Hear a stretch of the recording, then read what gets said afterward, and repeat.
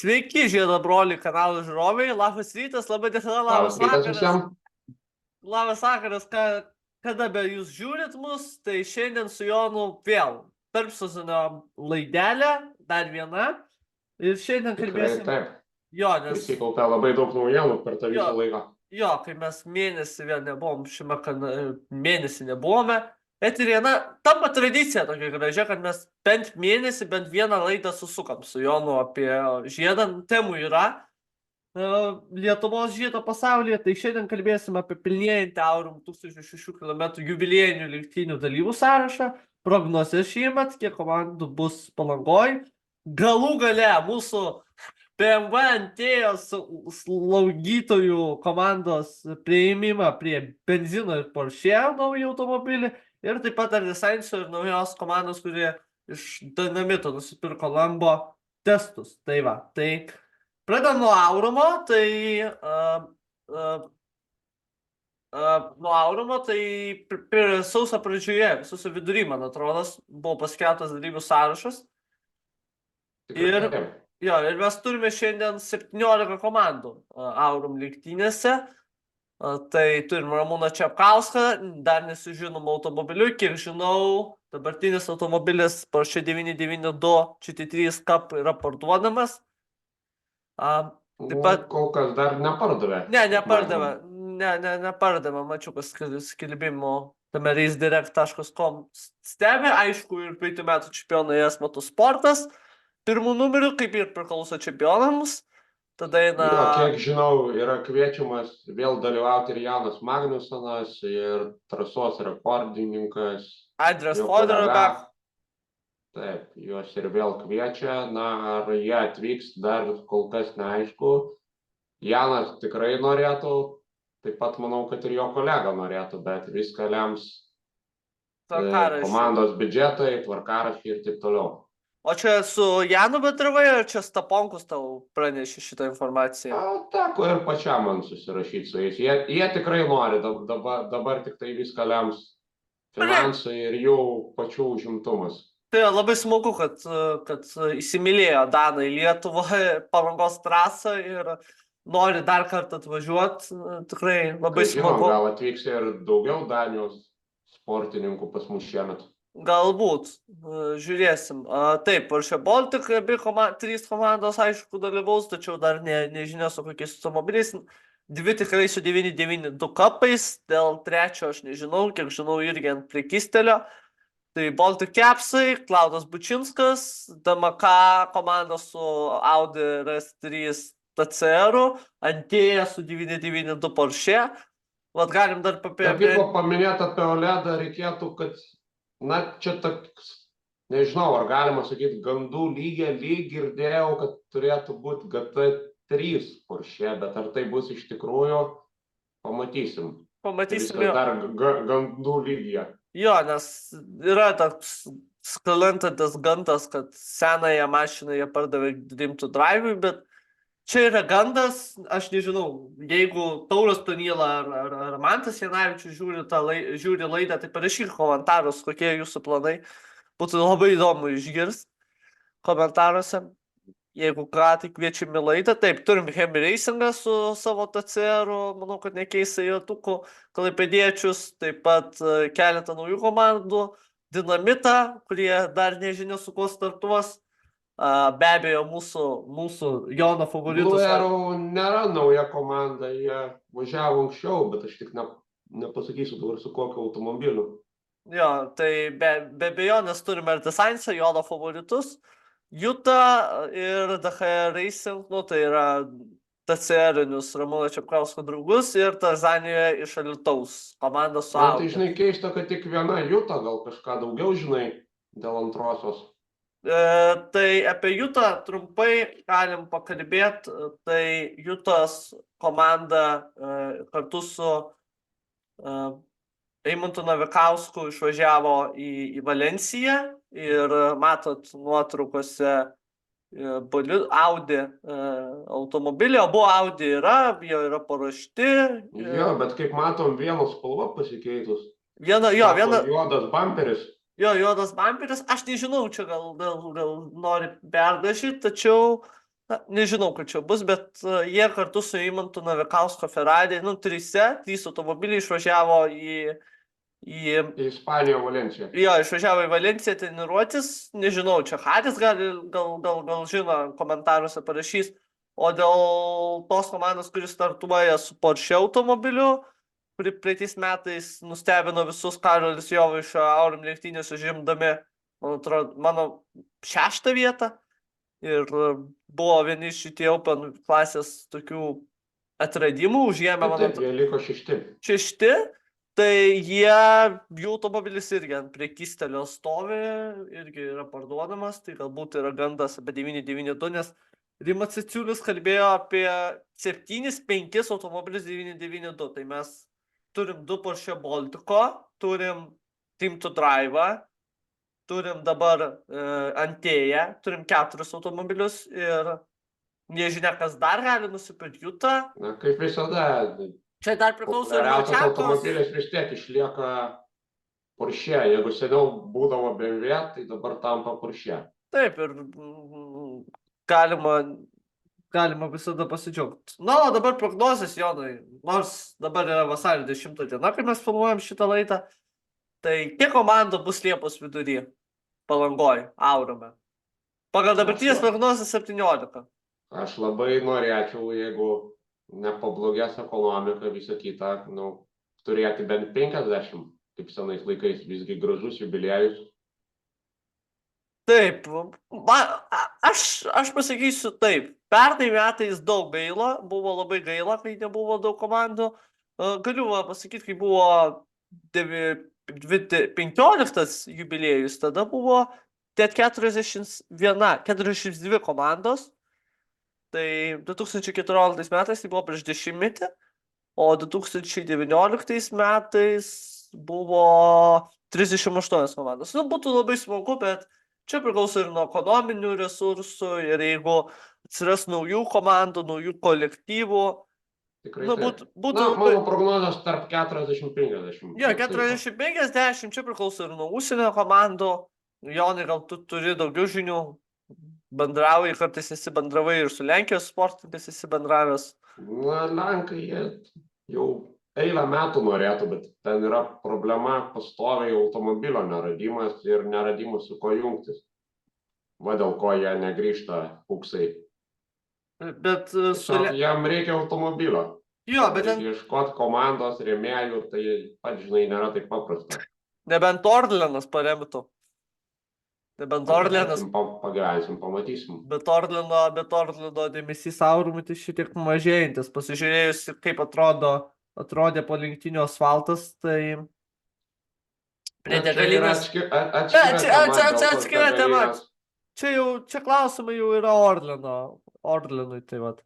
Bet jie nenorėjo tvarkytam. Tai tiesiog galim pasidžiaugti, kad dabar jau yra 17 komandų. Dar norėčiau pasidžiaugti, kad tas stebi YouTube'ą 1006 km lenktynių, tai dabar įdėjami archyviniai kadrai nuo pat pirmųjų lenktynių, nuo pat pirmųjų transliacijų.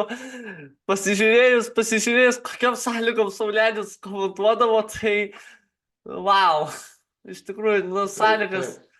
Tiesiog sąlygas, kurias jis ten su aktorium Gimžausku komentuodavo, tai, ar su Samu. Tiesa, Gabrielio, kol nepamiršom, gali dar parodyti žiūrovom Mercedes Lamborghinis, kaip atrodo.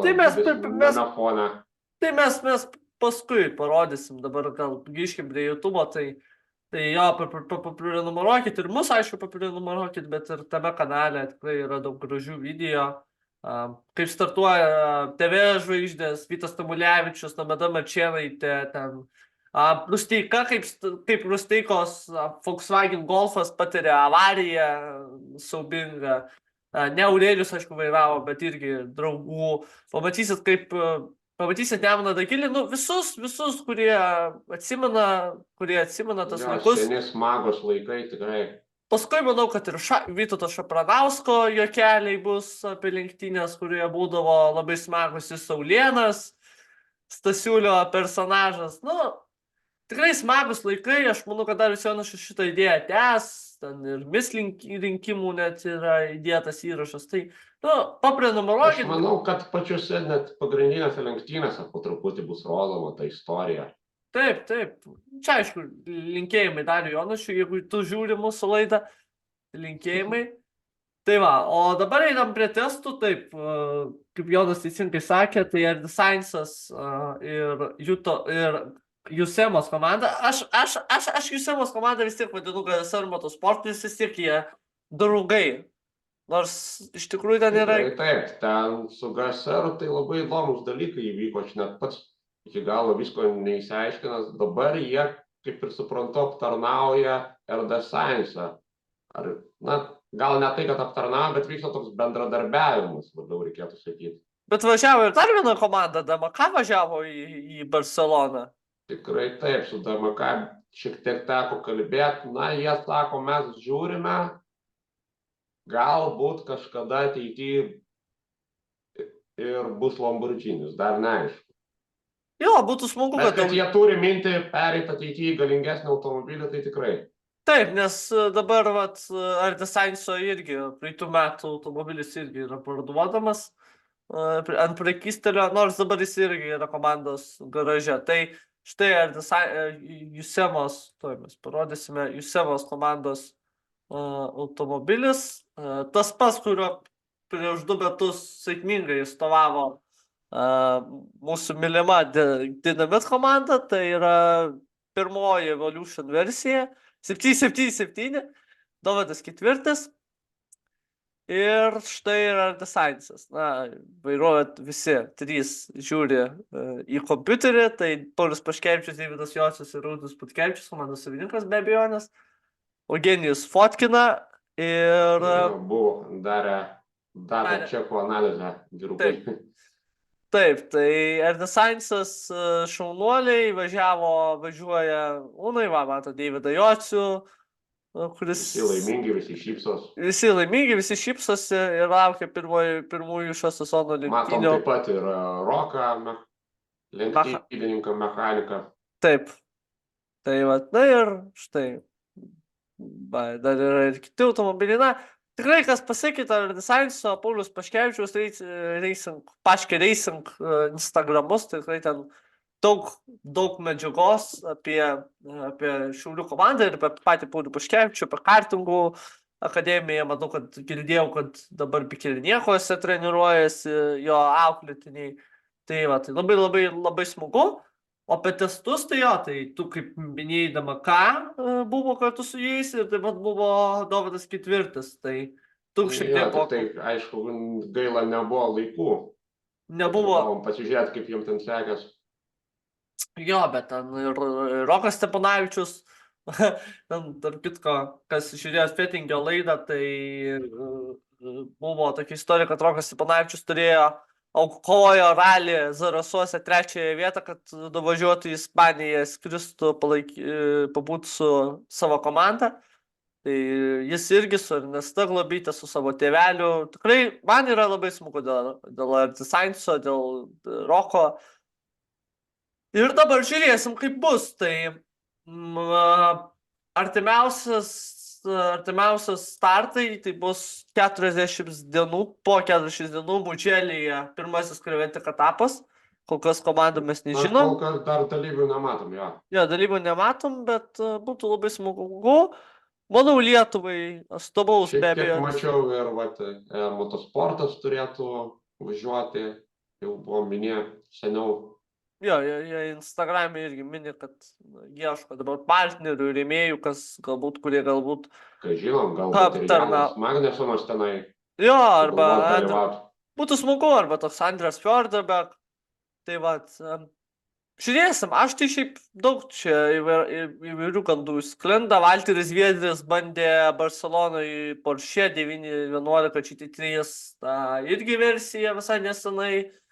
Tai galbūt ruošiasi irgi varžytis, galbūt ruošiasi su Karlu Rovanpera kovoti Beneliukso Porsche Carrera Cup. Nes vakar pasirodė žinia, kad VRC čempionas Rovanpera startuos 4 ar 5, 4 Porsche Carrera Cup Beneliukso etapuose. Tai Tai matysim, kai čia bus, daug spekulacijų nėra. Mūsų fronte Lietuvoje, irgi naujienų gal nėra.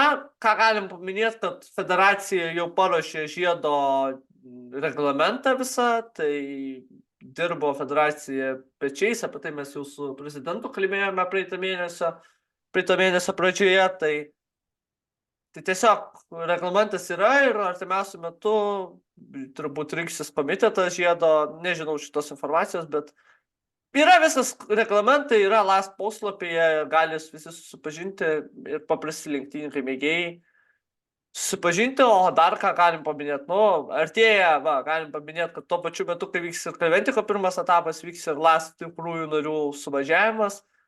Na ir vienintelė kol kas man žinomas kandidatas į LAST institutus yra dabartinis federacijos prezidentas ponas Egidijus Janavičius. Tiesiog nėra kam kandidatuoti. Apie tai nekalbėsim, bet ir Darius Jonušis iškėlė savo kandidatūrą. Iškėlė Egidijų Janavičiaus kandidatūrą, be abejo. Jau biškį nusišnekėjau ir kartingai, tai, smagu dėl Egidijaus, Egis tikrai dirba autosporto labui, kiek padaryta su Nemuno žiedu, pakeistas asfaltas, aišku. Mažai žingsneliais galbūt mes turėsim ne vieną, gal dvi trasas čia. Žiūrėsim, kaip bus.